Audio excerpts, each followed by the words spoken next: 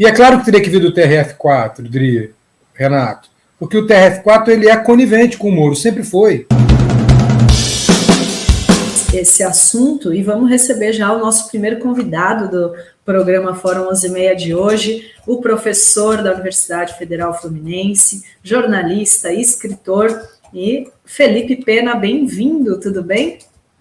Oi, Dri, oi, Renato, bom dia a todas e a todos.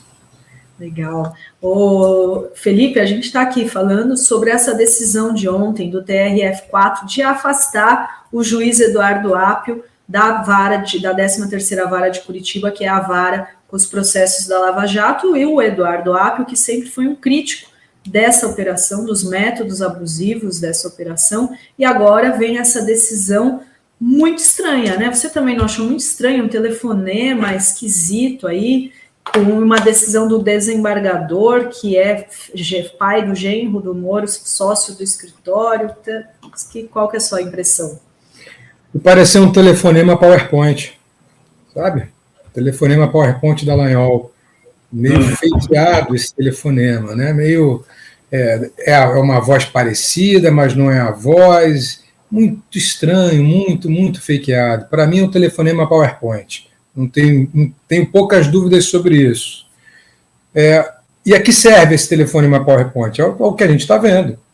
O Apio está desmontando as farsas da Lava Jato, está dando voz a quem foi calado, como o Tacla Duran, por exemplo, está mostrando como foram feitas as torturas para que as delações premiadas acontecessem, inclusive a do Palocci, principalmente, eu diria, do Palocci. O próprio dono da Odebrecht já declarou no livro que foi constrangido a fazer suas delações. E agora que tem um juiz que está dando voz às pessoas que foram torturadas pela Lava Jato, e não existe outra palavra, vocês me desculpem, mas a palavra é essa, foram torturadas naquelas prisões alongadas de 1, 2 anos. A gente não está falando de prisão de 30 dias, 40 dias, 60 dias. A gente está falando de anos, gente. A gente está falando de muitos meses, mais de anos.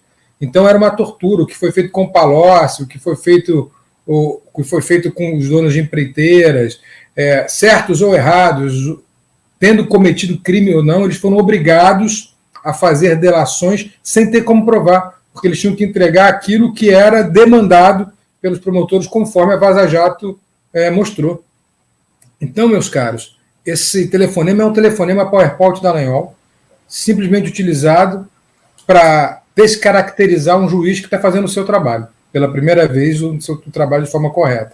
E é claro que teria que vir do TRF4, diria Renato, porque o TRF4 ele é conivente com o Moro, sempre foi, tanto é que dava aquelas decisões referendando as decisões do Moro, sem pestanejar, até aumentando algumas penas, quando a gente sabia que não havia provas no processo. Quando a gente sabia... Deixa eu só dar um exemplo rápido aqui, se vocês me permitem, para mostrar como que o Moro tem uma cognição prejudicada. E eu estou usando um eufemismo que eu não quero ser processado para chamar ele do adjetivo que eu gostaria de chamar. Então vamos voltar. Ele tem uma cognição prejudicada. Em determinado momento do primeiro processo do Lula, Renato Idri, o advogado do Lula entrou com um embargo de declaração, porque era o que cabia, já que a decisão não cabia, a única contestação que cabia era o embargo. Então ele perguntou ao Moro o seguinte: Excelência, o senhor em seu despacho, em sua sentença, diz que a condenação de Lula no caso do Triplex não tem a ver com a Petrobras, ou seja, aliás, onde está a relação com os 2 decretos que favoreceriam a OAS na Petrobras? Essa é a pergunta feita pelo Zanin ao Sérgio Moro. E a resposta do Sérgio Moro é, Renato, abro aspas, este juiz, Sérgio Moro, em nenhum momento disse que a sentença se relacionava com a Petrobras ou com os decretos publicados por Lula. Fecha aspas. O Moro escreveu isso, gente, numa resposta ao embargo de declaração do Zanin. O que significa essa resposta? Significa 2 coisas. Uma, que ele está confessando que não poderia julgar o caso, porque a vara natural de Curitiba, a 13ª, só poderia julgar casos relacionados à Petrobras. Quando ele escreve que não se relaciona à Petrobras, ele já diz que não pode julgar. E 2, ele desrespeita o CPP, o Código de Processo Penal, que diz o seguinte: a sentença tem que necessariamente corresponder à denúncia. E a denúncia, naquele caso, era com relação a um favorecimento ao OAS referente àqueles 2 decretos que teriam sido emitidos pelo Lula. Então ele confessa ali que desrespeitou o Código de Processo Penal. É mais ou menos como assim: alguém acusa o Renato de roubar essa caneca. Aí o juiz vai, Dri, e te entrevista. Você é testemunha e pergunta: olha, o Renato roubou essa caneca? Você diz: não, o Renato não roubou essa caneca. Mas no dia do roubo da caneca, eu vi o Renato cruzando o semáforo vermelho com o carro dele. E aí o juiz vai e condena o Renato não pelo roubo da caneca, mas por ter cruzado o semáforo vermelho, que foi o argumento do Moro. Foi o conjunto da obra, não foram aqueles 2 decretos. Você entende como não são só tecnicidades? Isso é a lei. A lei não foi cumprida, a lei foi totalmente desrespeitada e de forma primária, confirmando a nossa tese de que o Moro tem uma cognição muito prejudicada. E hoje, essa decisão aí do TRF4 só vem confirmar que quando chega um juiz com uma inteligência um pouco melhor, com uma inteligência definida com uma cognição não prejudicada, querendo fazer justiça, o TRF4 mostra todo o seu corporativismo para proteger alguém que burlou a lei, alguém que corrompeu a lei, porque tanto Dallagnol quanto Sérgio Moro são corruptos, no sentido que foram corruptores da legislação, corruptores da Constituição, corruptores do Código de Processo Penal. E isso não sou eu que estou dizendo, isso são os autos que estão dizendo. Está lá escrito para quem quiser. Qualquer jornalista pode chegar lá e ler o que eu acabei de citar. Eu li as 252 páginas da sentença e li depois os embargos de declaração. Estou citando coisas que eu estou lendo no processo. Não estou citando de nada, do nada. Todo mundo poderia fazer isso. O medo das declarações do Tacla Duran, que vão chegar no Moro, vão levar o Moro à prisão. O Tacla Duran vai levar Moro e Dallagnol à prisão. Mas os erros cometidos de forma primária e proposital, tanto por Dallagnol quanto por Moro, a fim de condenar Lula, também vão levá-los à prisão. E aí o TRF4 está querendo proteger esses 2 personagens nefastos da história brasileira. Perfeito, Felipe. Perfeita a tua colocação. Estava aqui comentando antes, um pouco nessa linha, você fez com mais brilhantismo aí, a explanação com os dados do processo. O que me parece também um pouco que é um ato desesperado. Eu não sei se você concorda com isso. É um ato desesperado desse TRF4 que se vê sob cerco das instituições democráticas. Nesse momento, o que faz o Supremo? O Toffoli acaba de decidir e chamar para o Supremo novamente, que tinha feito já o nosso juiz que acaba de sair do Supremo, Ricardo Lewandowski, o processo do Tacla Duran para o Supremo Tribunal Federal. Então, eles não vão se ver livres, não a já, mesmo que venha dar certo esse golpe do afastamento do Apio, é caso para o Supremo essa investigação. E o Toffoli pede de novo. E aí, se isso vier a ocorrer, eles vão ser investigados por juízes que já, de alguma maneira, condenaram a Lava Jato. Porque, vamos dizer claramente, a revisão da pena do Lula, o habeas corpus, é uma primeira condenação da Lava Jato. Ali a Lava Jato começa a perder o seu protagonismo judicial, né? E ela passa a se tornar algo menos, digamos assim, homogêneo no nosso aparato de justiça do que parecia ser. Chegou um momento, se não fossem grupos como Prerrogativa, a BJD, que a gente achava que todo juiz e advogado pensava igual o Moro e o Dallagnol e por aí vai. Eu me recordo do Flávio Dino contando para mim, Felipe, uma vez que estive no Maranhão, que ele tinha ido a um evento da JUF, ele foi presidente da JUF, Flávio Dino.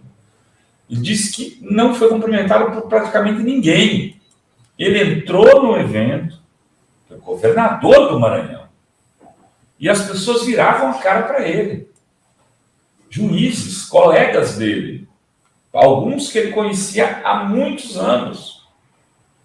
Não sei se por medo, por vergonha, ou porque participavam da organização criminosa que levou para eles aquilo, né?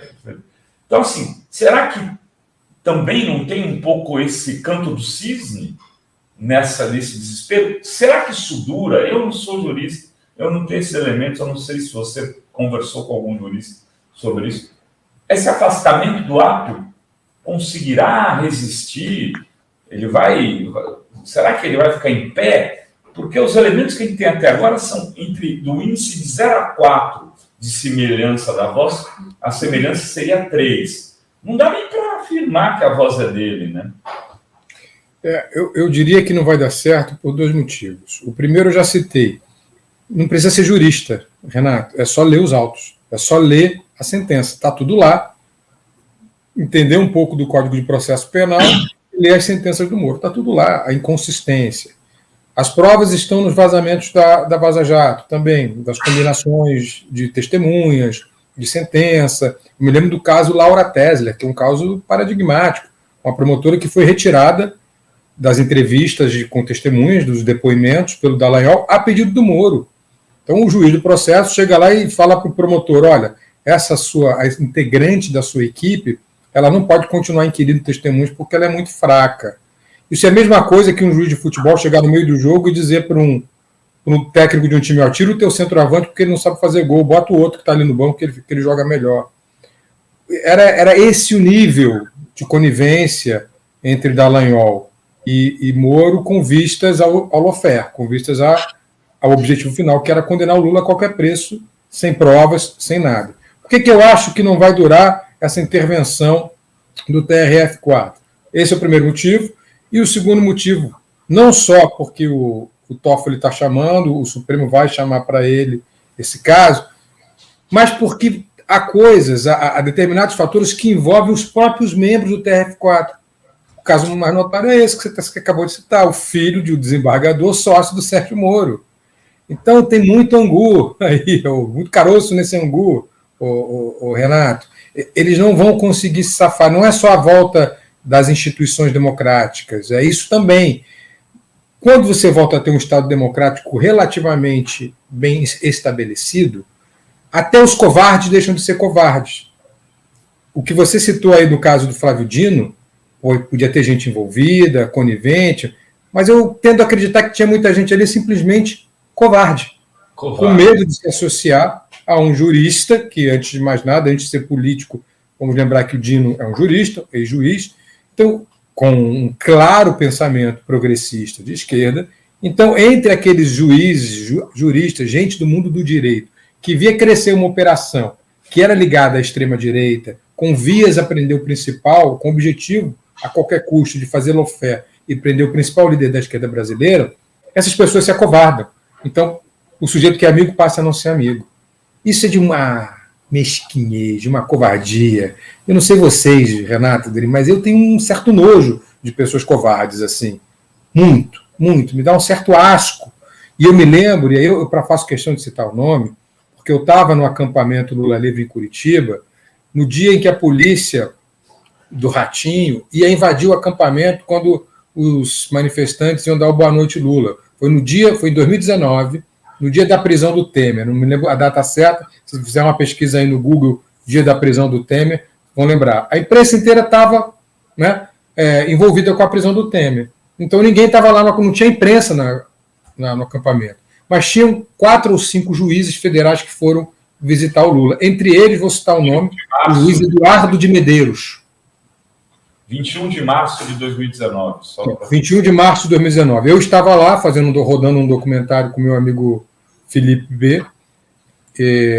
E o juiz Eduardo de Medeiros estava comigo, estava entrevistando ele, quando veio uma ordem de um tenente chamado Tenente Nascimento, até uma ironia, não era nem um capitão Nascimento, mas era um tenente com esse nome, Tenente Nascimento, dizendo que se os manifestantes gritassem boa tarde ou boa noite, presidente Lula, o que era feito religiosamente às 6 da tarde, eles iam invadir, tinha crianças lá.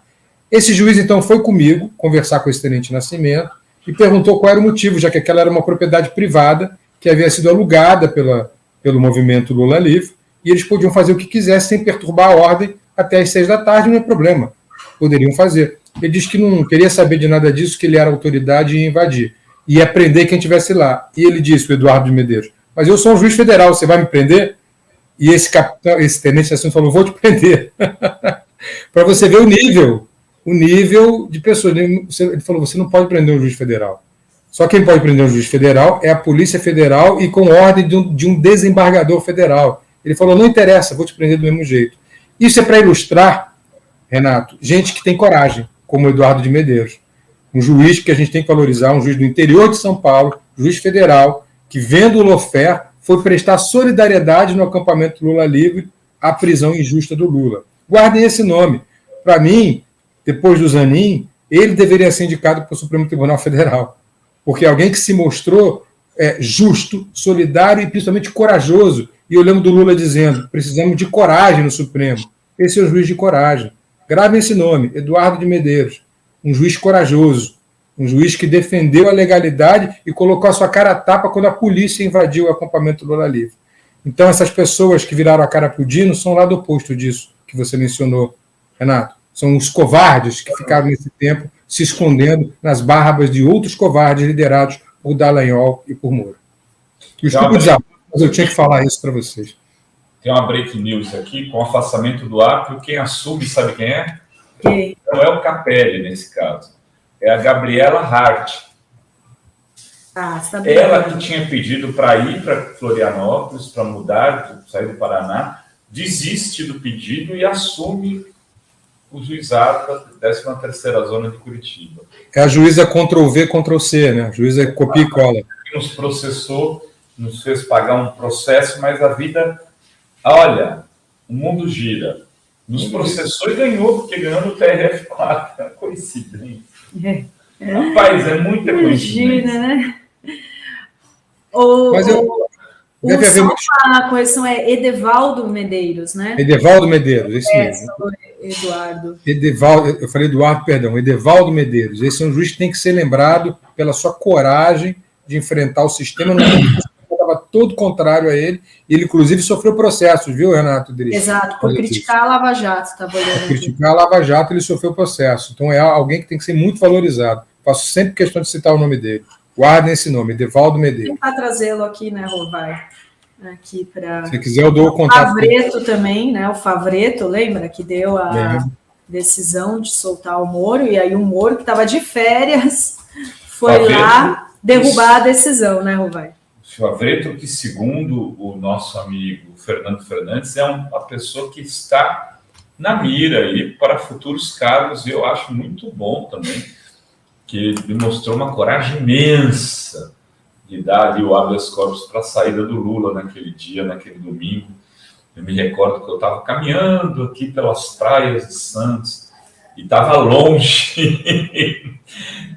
Tive que voltar meio que correndo aqui, porque para abrir uma live, enfim, saímos no Ledre, lembra-se disso? Lembra, o Lula preso, Lula preso e a gente correndo na praia para voltar para fazer uma live.